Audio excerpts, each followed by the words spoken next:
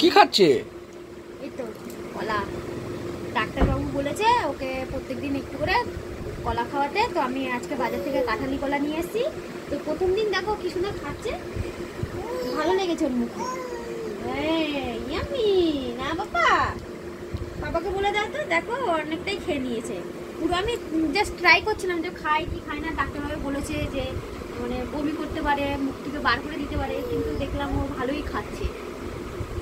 তো এটা খাওয়াবো প্রত্যেকদিন একটু করে। প্রথম 1 মাস বলেছে যে একটু খাওয়াতে, বাজে খাবো না বাবা, এমনি খেয়ে খাইটা তো ভালো। ভাইয়ের এটা খুব ভালো লেগেছে। হ্যাঁ খাও। আমিও খেতাম না তাহলে?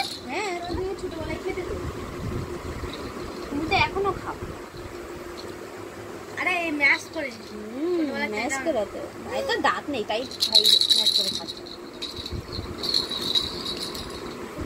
ভালো লাগছে না বলো? হ্যাঁ, ওর প্রথম এক্সপেরিয়েন্স খাওয়ার খুব ভালো। আমি প্রথমে ধরেছি তো খাবেই না, বমি করে ফেলবে, কিন্তু ভালো লেগেছে।